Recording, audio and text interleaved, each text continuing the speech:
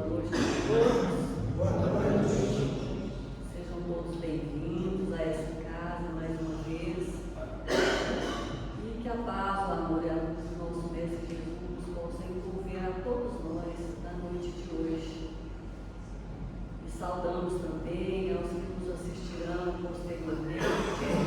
Hoje não está sendo transmitido ao vivo, mas está sendo gravado. Quem for assistir também que receba essas boas vibrações. Vamos fazer uma pequena leitura para a preparação para a prece. No teu íntimo estão todas as respostas necessárias. Adormecidas no teu inconsciente estão as leis divinas. Desperta desde já as tuas potencialidades, para que tu possas nortear a tua romagem terrena. Esse livro é de meditações diárias e bruxeira. Então vamos fechar os nossos olhos. E vamos agradecer a Deus, a Jesus, agradecer a equipe espiritual que se faz aqui presente, pedindo que possa envolver a cada um de nós na noite de hoje essas boas vibrações que possam nos envolver, nos deixando em condições de receber essa paz, os tratamentos que são ministrados em cada um de nós durante essa reunião, essa palestra. Pedimos de forma especial ao palestrante da noite de hoje, para que seja igualmente envolvido pelos amigos espirituais, para que possa transmitir a todos nós os seus estudos, os seus conhecimentos do Evangelho. Que nós possamos aproveitar essas lições, colocando em prática tudo o que aprendemos na noite de hoje. E assim, damos início a mais essa reunião de hoje, pedindo que a tua presença esteja com todos nós, hoje e sempre, que assim seja. E hoje nós temos a alegria de receber o nosso irmão Ivanildo Pereira pela primeira vez nessa casa. Damos as boas-vindas, ele vem de manhã, mas está trabalhando no CEP, que é o Centro Espírita de Educação Novo, o que faz parte lá do CEP. E nós te damos as boas-vindas e fique à vontade.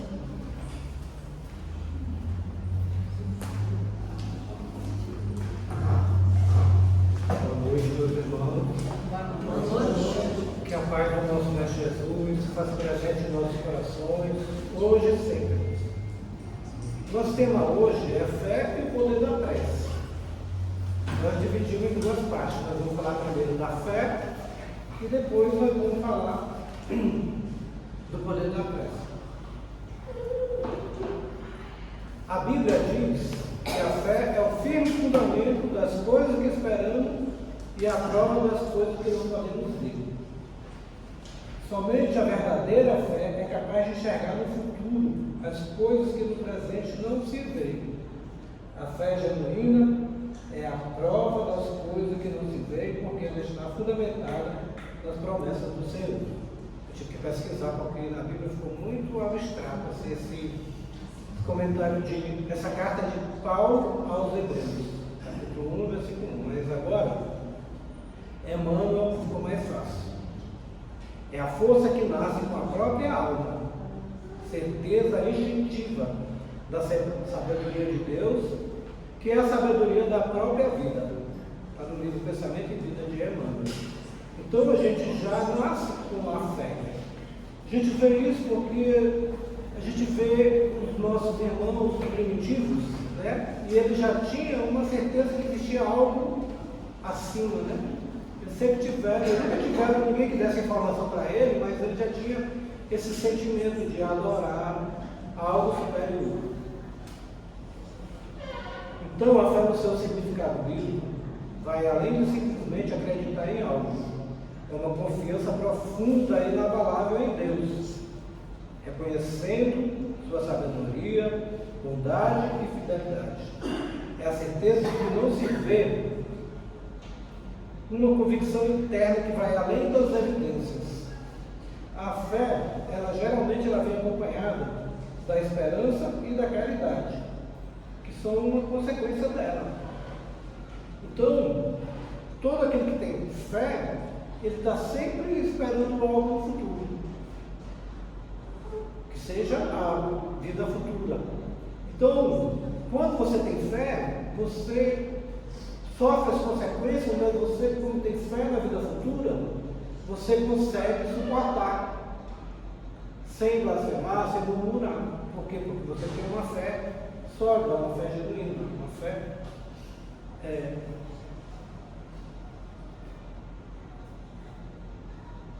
Então, a fé ela pode ser humana ou divina.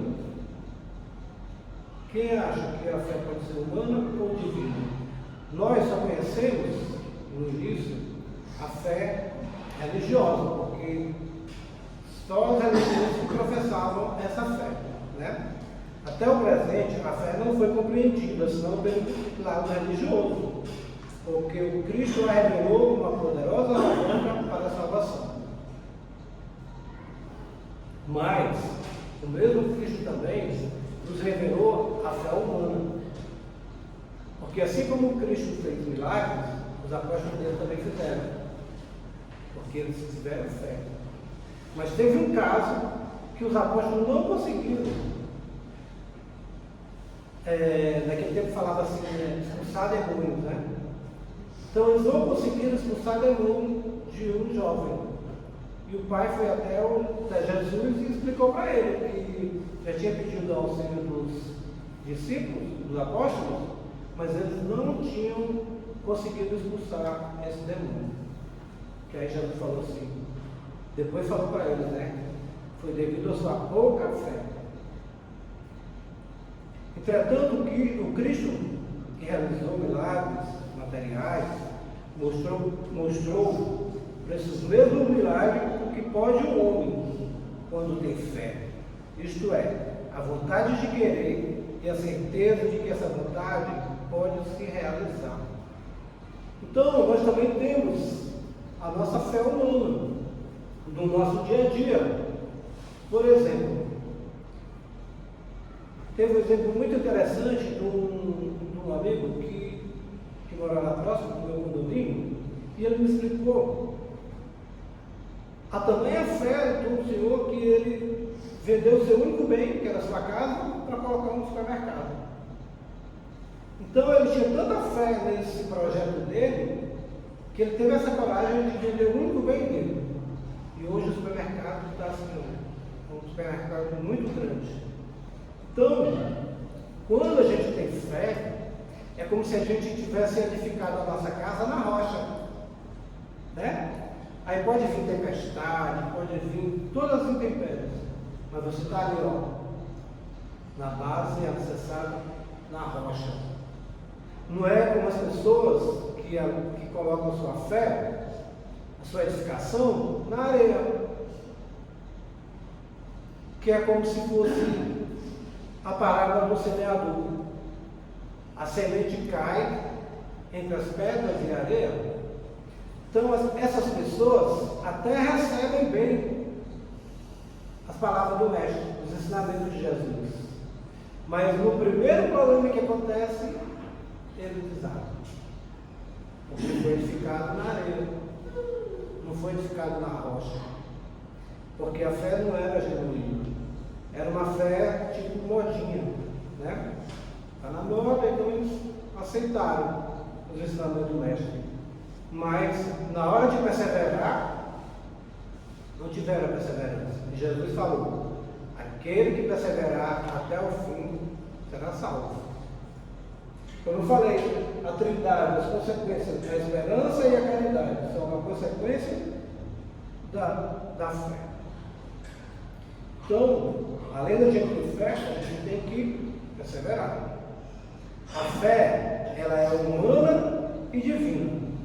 Se todos os encarnados se encontrassem conscientes da força que se trazem, e se quisessem pôr a vontade a serviço dessa força, seriam capazes de realizar o que até hoje eles chamaram de prodígio, e que, no entanto, não passa de um desenvolvimento dos dons e capacidades humanas. A gente lembra que Jesus falou assim: tudo que eu fiz aqui, vós podereis fazer da mesma forma ou até maior. Basta ter fé, basta confiar e acreditar, né? Então, a fé, ela é divina e humana. Nós acreditamos, né, nos ensinamentos do Mestre e na vida futura. Nós sabemos que a gente está vivendo aqui uma experiência humana. Nós estamos no mundo, mas nós não somos do mundo. Nós estamos no mundo, né? Então, a fé, ela é humana por quê? Porque eu tenho condições de edificar minha edificação na rocha. Porque eu posso acreditar no meu projeto, eu posso acreditar no meu planejamento e confiar. E ela é divina por quê? Porque eu confio na vida futura. Eu estou aqui só adquirindo experiências para evoluir. Mas a vida verdadeira é a vida futura, é a vida no plano espiritual. E a fé, ela pode ser raciocinada e cega. Afinal, o que é a fé no Espiritismo? A fé raciocinada, você apoiar em fatos e na lógica, nenhuma obscuridade deixa. A criatura então crê porque tem certeza, e ninguém tem certeza senão porque compreendeu. E esse porque não se dobra. Fé inabalável, só é a que pode encarar de frente à razão em todas as épocas da humanidade. Está no Evangelho, está no item 7 do capítulo 19 do Evangelho segundo o Espiritismo. Então, para nós espíritas, a nossa fé, ela é raciocinada. Eu preciso compreender para poder eu ter a certeza da fé inabalável. A partir do momento que eu compreendo por que eu tenho fé, nada faz eu mudar de ideia. Só se for para algo melhor. Agora, a fé cega, ela não examina. A fé cega aceita sem verificação, assim o verdadeiro como o falso. E a cada passo se choca com as evidências e a razão. Levada ao excesso, produz fanatismo. Assentando no erro, cedo ou tarde desmorona. Então a fé cega é como se a edificação tivesse edificado a sua casa na areia. Mas cedo ou mais tarde vai desmoronar. Porque é uma fé que você não buscou entender e compreender. Por que você está acreditando naquilo? Você simplesmente está acreditando porque você está sendo levado a crer. Mas você não examina se aquilo é realmente o que você está esperando ou não. Na Bíblia, a fé não é apenas uma crença teórica ou emocional, mas uma prática ativa e transformadora, que influencia a maneira como vivemos, como nos relacionamos com Deus e com os outros. Tem muita gente que acha que basta ir na igreja, no centro, nos templos, todo domingo, ou um dia na semana. Basta fazer isso, você já fez a sua obrigação de cristão. Leia do engano. A gente sabe que a fé é o único meio para ter acesso à salvação eterna. Portanto, a importância da fé na vida cristã é indiscutível. A Bíblia nos ensina que somos salvos pela graça, por meio da fé em Jesus Cristo. A fé é o meio pelo qual recebemos a salvação e estabelecemos um relacionamento pessoal com Deus. Eu faço trabalho de evangeloterapia lá no hospital, na Unicef, também chama de sanatório, e lá a gente tem muitos irmãos evangélicos. Então, quando a gente vai fazer o evangelho com eles, a gente tem que ter o cuidado de ser bem ecumênico mesmo. A gente não pode levar só a informação do Espírito. Tá? Então, quando eu falei que o nosso lema é assim, sem a caridade não há salvação, ele me falou isso aqui. Ele falou, olha, mas na Bíblia diz que a salvação não é pela obra, é pela graça. E aí eu fui pesquisar, e realmente Paulo, nessa carta aos Efésios, ele falou, a Bíblia nos ensina que somos salvos pela graça, por meio da fé em Jesus Cristo. A fé é o meio pelo qual recebemos a salvação e estabelecemos um relacionamento pessoal com Deus. Aí eu digo, mas será que tem um contraditório aí? Só que eu falei para ele, olha, meu irmão, realmente, está aqui na Bíblia e está certo também. A salvação é dada pela graça, mas a graça não vem de graça. Se você não se esforçar, essa graça não vem. Porque se vier, seria um privilégio. Aí a gente está dizendo que Deus seria injusto, né? Porque uns trabalham, se esforçam e não recebem a graça. E outros, de nada, recebem a graça. Né? Não tem lógica. Então, realmente, está aqui ao pé da letra, porque eles usam realmente a Bíblia assim, do pé da letra. Mas eu falei para eles, olha, a graça, ela não vem de graça. A espiritualidade, ela não trabalha assim. Nada, se você esperar por um milagre sentado de pernas cruzadas, ele não vai vir. Porque nós temos que fazer a nossa parte. Sempre. E a nossa parte, a espiritualidade nunca vai fazer para nós. Nunca.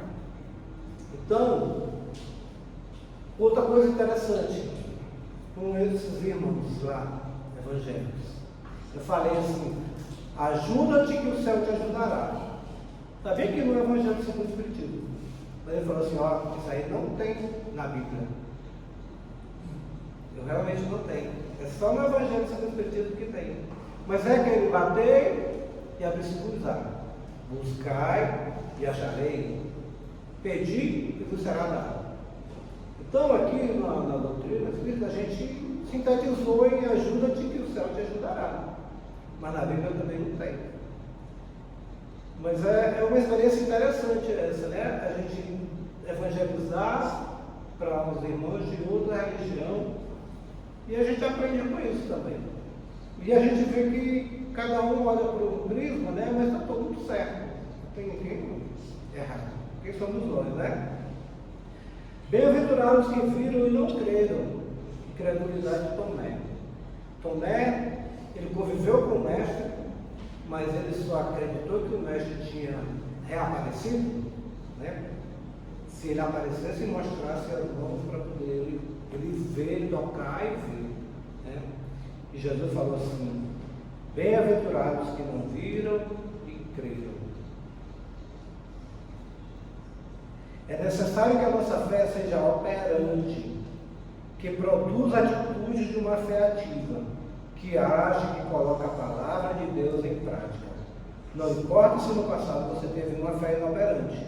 Hoje você pode ter essa fé operante, viva e ativa. Então é isso que eu tinha falado.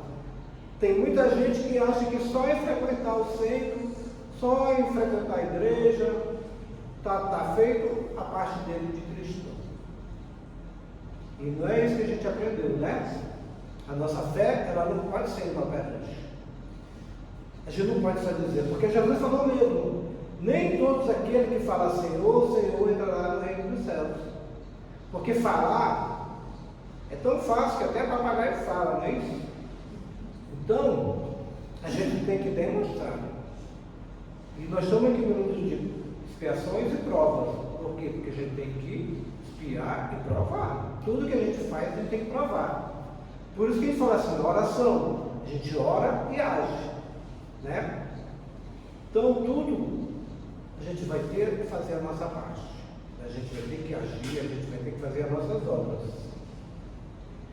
Deus, através da sua palavra, a Bíblia, está nos chamando de pôr em prática seu ensino. Dessa forma, está demonstrando o amor verdadeiro pelo Senhor. Não pense que é tarde demais, porque ainda há muito tempo, pois Jesus te ama e te quer junto a Ele. Tem muitos irmãos que não tiveram oportunidade de conhecer a Bíblia, de conhecer o ensinamento do Mestre Jesus, de ir na casa religiosa, de congregar com os irmãos. E aí, por isso, ele fez muitas bobagens e acha que não tem mais jeito. Acha que já está tudo perdido. Então fala assim, eu não tenho mais jeito, já fiz tanta bobagem na minha vida, já fiz tanta besteira que eu acho que não tem mais jeito. Mas não é isso que Jesus nos ensina. Ele sempre vai nos dar a oportunidade da gente recomeçar e refazer. Né? Então, é muito importante a gente colocar em prática os ensinamentos de Jesus. Mas veja como é difícil. Até hoje é muito difícil. A gente já compreende um pouquinho, mas veja como a gente não faz. Veja só, Jesus falou assim, buscai primeiro o reino dos céus, e o resto será dado por acréscimo. Nós estamos fazendo isso? Nós estamos realmente colocando as coisas de Deus em primeiro lugar? Ou a gente está buscando o reino da terra, das coisas materiais? A gente refletir. Jesus falou assim, amai vossos inimigos e orai pelo que vos persegue. Será que a gente está fazendo isso? A gente consegue amar o inimigo? A gente consegue orar para aquelas pessoas que nos perseguem? Jesus falou também, não só 7 vezes, mas perdoai 70 vezes 7. Será que a gente consegue perdoar pelo menos 7 vezes? Para ver como o ensinamento de Jesus não é fácil. Não é fácil. E se alguém bater na sua face direita, você vai oferecer a esquerda? Né? Então vê como a gente ainda tem que melhorar muito, né? A gente ainda tem que melhorar muito para poder a gente conseguir fazer o que o mestre nos pediu. Se tivermos uma fé inoperante ontem, hoje podemos mudar essa história e passar a ter uma fé operante. O sentimento de culpa faz coisa que muitos não têm uma fé viva, pois no passado tiveram uma fé morta. É isso que eu falei, muita gente acha que já está perdido, já joga a toalha, já não, acha que não tem mais jeito, que vai mesmo para um bravo, né? Mas a mensagem de Jesus é essa, a gente tem sempre uma oportunidade de recomeçar, de refazer. Quando a gente tem Cristo no coração, a gente modifica totalmente. A gente muda o nosso pensamento, muda o nosso sentimento, muda as nossas atitudes. Mas o protagonista da nossa vida somos nós. Nós somos a salvação, o Salvador que a gente estava esperando. O Salvador que a gente estava esperando somos nós mesmos. Porque só quem pode salvar o homem é o próprio homem. Então, eu pergunto aqui para vocês, se Jesus chegasse aqui agora, você acha que ele ia dizer assim, esteja salvo? Você ia ficar, a partir de agora, você ia agir como uma pessoa perfeita? Fazer tudo o que ele ensinou direitinho? Você ia conseguir agir com perfeição? A gente é longe disso, né? Muito longe. Não tem como. Então, por que as pessoas ficam falando, Jesus vai voltar, Jesus vai voltar? Jesus nunca saiu, como é que ele vai voltar? Né? Jesus nunca saiu, ele está sempre conosco, sempre do nosso lado. A gente fica colocando assim, tipo uma moleta, né? A gente fica, quando Jesus voltar, Jesus vai fazer isso, vai fazer aquilo. E nós? Jesus já fez o papel dele, ele já fez o sacrifício dele. Ele veio aqui, ele trouxe os ensinamentos, ele vivenciou e exemplificou. Agora nós temos que fazer a nossa parte. Se a gente ficar esperando Jesus vir de novo, e aí o que vai acontecer de novo? Vai ser morto do mesmo jeito e a gente vai continuar do mesmo jeito, se a gente não fizer a nossa mudança, a nossa reforma íntima. Então, nós é que somos o Salvador da nossa vida, somos nós. Nós é que temos que fazer a nossa parte, nós é que temos que buscar, nós é que temos que ter fé, acreditar, confiar. Todo aquele que ouve e observa, pratica o que ouviu, é sábio. Jesus falou assim: todo aquele que ouve a minha palavra e o pratica, esse é sábio. Mas será que a gente está sendo sábio? Olha, a gente sabe que existe uma lei chamada lei do retorno, causa e efeito. Tudo que a gente faz com o próximo retorna para nós. Se a gente fosse sábio mesmo, a gente só faria o bem. Porque todo o bem que a gente faz para ele volta para a gente bem maior do que era, se também como um mal.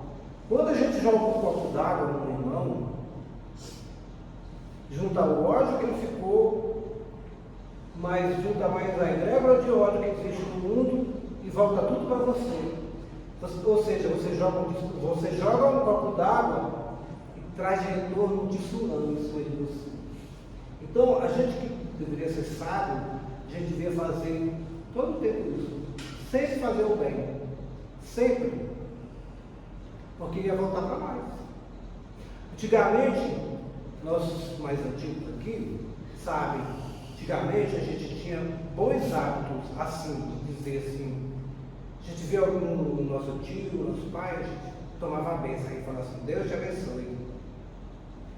O tio mais velho, Deus te abençoe, Deus te faça feliz, Deus te faça... Então tudo que você profere que o outro volta para você. Então antigamente a pessoa era mais sábio. Hoje ninguém quer nem saber. Mas era um hábito muito interessante, da gente estar sempre abençoando alguém. E essa bênção voltava para nós. Para edificar o reino de Deus dentro de nós, temos que seguir os ensinamentos e os exemplos do Cristo, principalmente praticá-lo. Pois que a fé sem obra é morta. Praticar o quê? Duas coisas: a caridade conosco mesmo, através da reforma íntima, e através do próximo, fazendo a ele o que queremos que ele nos faça. Então, a primeira caridade que nós temos que fazer é conosco mesmo. A gente tem que fazer, praticar o autoconhecimento. Nós precisamos nos conhecer. Mas tem gente que conhece mais o vizinho do que ele mesmo, não é? É isso. Tem gente que conhece mais os outros do que ele mesmo. Mas a gente precisa se conhecer. A gente precisa se amar. Porque eu só posso amar o próximo se me amar. Eu só dou aquilo que eu tenho. Eu não posso dar aquilo que eu não tenho. Então, se eu não me amar, como é que eu vou amar o próximo? Então, a gente tem que praticar essas duas coisas: o autoconhecimento, que é a nossa reforma íntima, e fazer tudo aquilo que a gente gostaria que os outros fizessem conosco. Assim a gente está praticando e seguindo os ensinamentos do Mestre, que é amar a Deus acima de todas as coisas e ao próximo como a ti mesmo. Correr aqui, porque o tempo aqui é curto. Jesus declarou: todo aquele que pega na charrua e olha para trás não serve para o reino de Deus. Então, assim, a fé, ela tem que ser 100% fé. Ou você tem fé ou você não tem. Se você pegar o instrumento para trabalhar na seara do Cristo, você não pode ter dúvida. Porque se você olhar para trás, se você tiver uma fé vacilante, Jesus diz: esse não serve para trabalhar no reino do Senhor.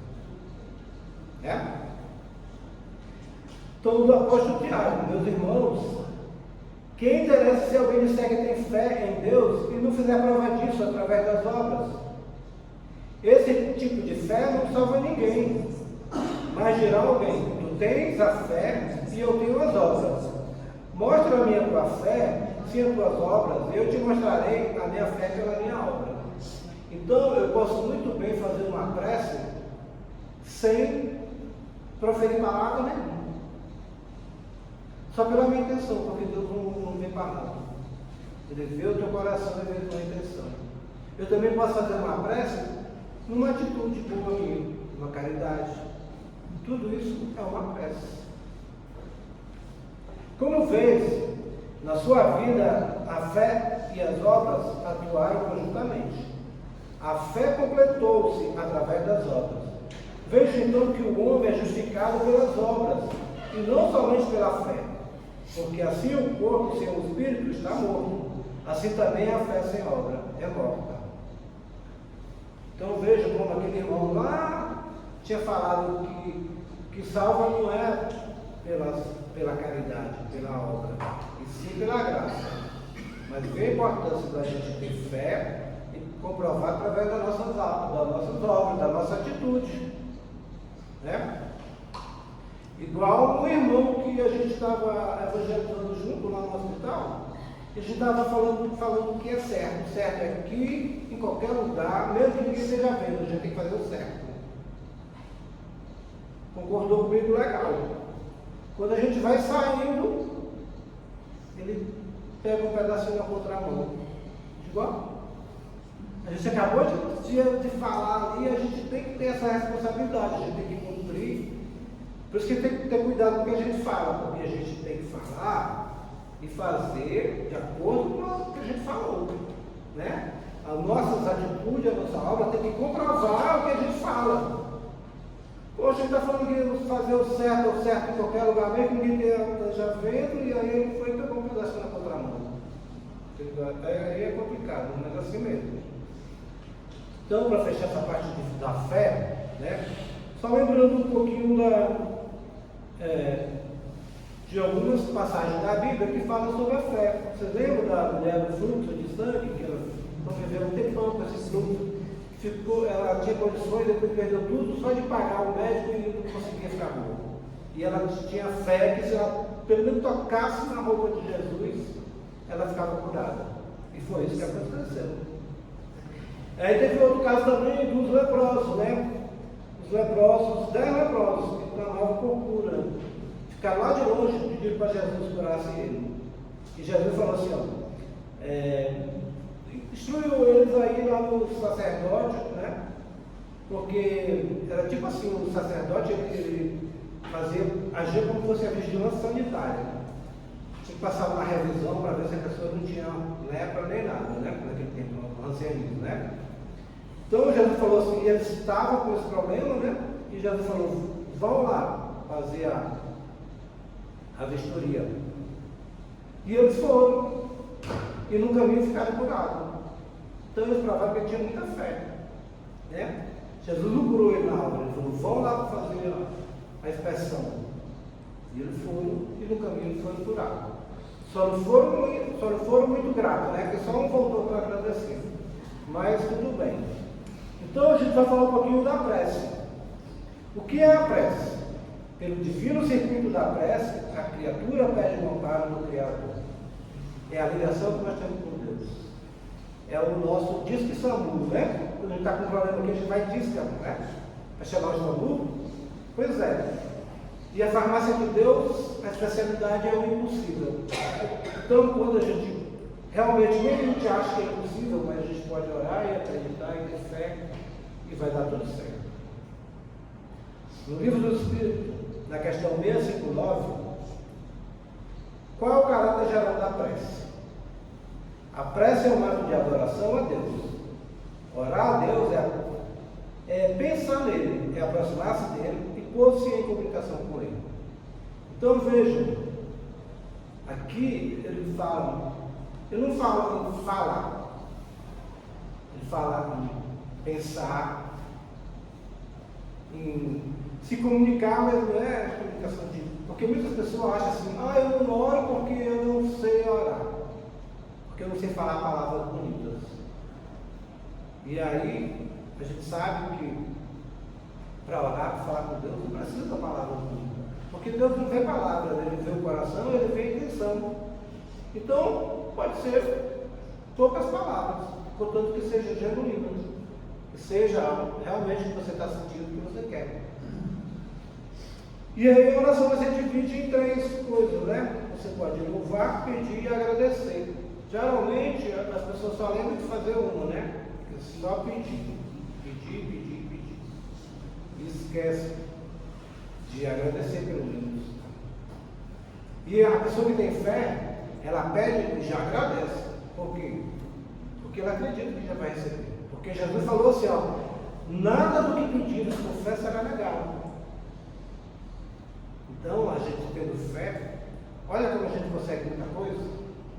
Jesus prometeu, nada que pedires com fé será negado.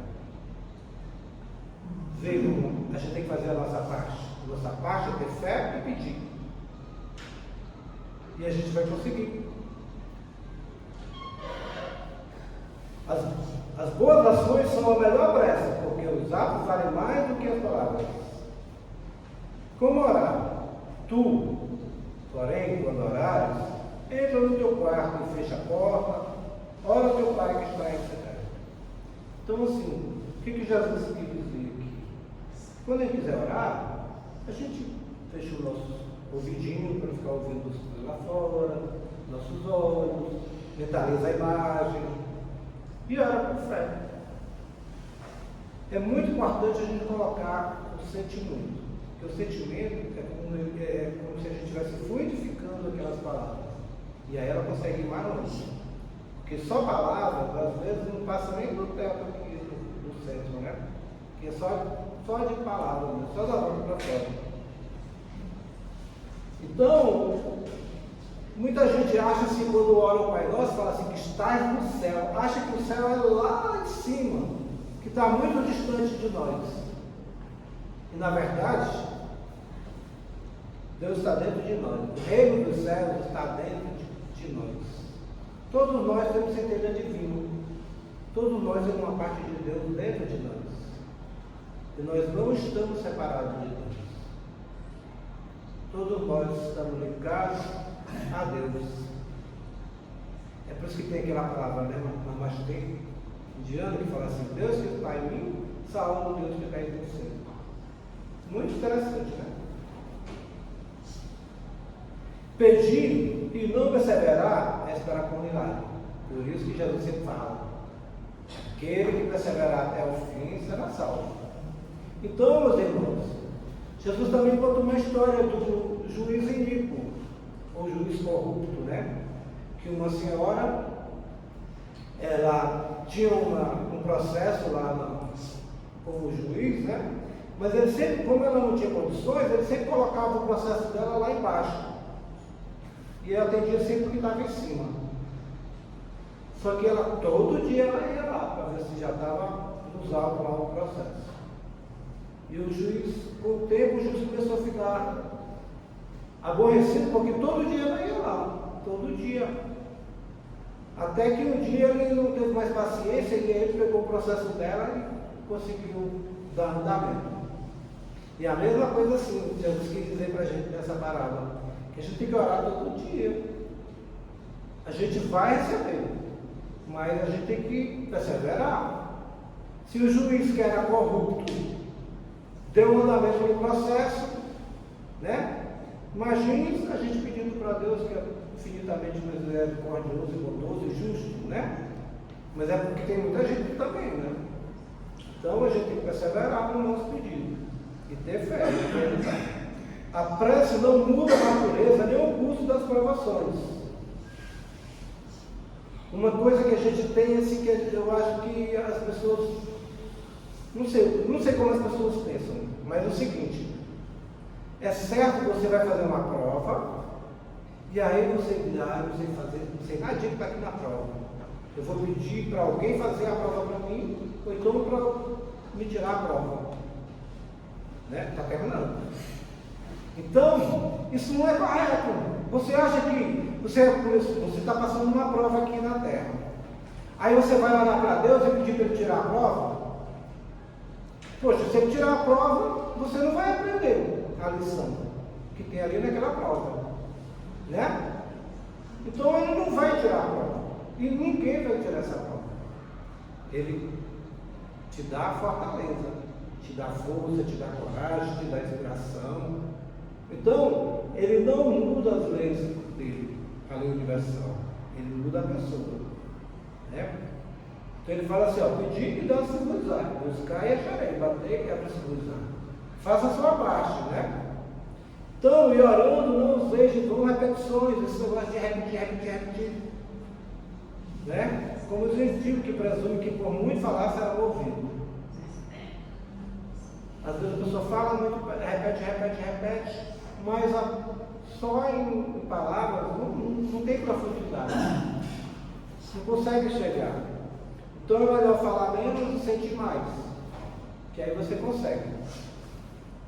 A prece sempre é agradável a Deus, quando ditada pelo coração. Pois para Ele a intenção é tudo. Como eu falei, Deus não olha a palavra, Ele olha a intenção e o coração. E o sentimento. Então, finalizando. A prece torna o homem melhor. A prece torna o homem melhor. Aquele que ora com fervor e confiança se torna mais forte contra as tentações do mal. E Deus lhe envia bons espíritos para o assistir. É essencial não é orar em demasia, maquinalmente. Na inconsciência, é orar com sentimento de ternura e colocar o coração para falar antes da boca.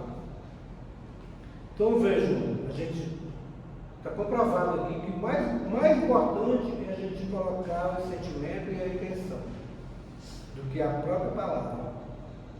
Apesar da palavra ter poder. Né? E a prece atrai sempre luz para quem faz. Para quem faz. Mas essa luz somente surge pelos canais da reforma, onde dominam o amor e a caridade. Como eu falei, portanto, não são as leis de Deus que mudam. Quem ora é quem muda. Entendeu? Deus nunca vai tirar ou modificar uma lei universal, porque ela é imutável. Deus criou, ela é perfeita e imutável. Mas Ele vai te ajudar a te modificar para que você possa passar pelas provas. Tá bom, meus irmãos? Era essa a pequena mensagem que eu trouxe para vocês hoje. Muito obrigado pela oportunidade de estar aqui com vocês. Que Deus abençoe a todos. Muito obrigado. Nós que agradecemos pela sua disponibilidade de falar num tema sempre muito útil, não é? Sobre a fé, sobre isso tudo é sempre muito importante, né? A oração é um lugar de Deus. Então, que Deus te abençoe, você continue sempre levando as luzes do Evangelho a outras pessoas. Então, vamos, meus irmãos, mais uma vez. Fechar os nossos olhos, então, agradecendo a Deus, a Jesus e a equipe espiritual que faz parte desta casa, que dá assistência às atividades da noite de hoje. Agradecendo a cada um e pedimos que possamos nós levar daqui esses conhecimentos que adquirimos. E levar também essa paz, essas energias, que tudo isso permaneça conosco durante o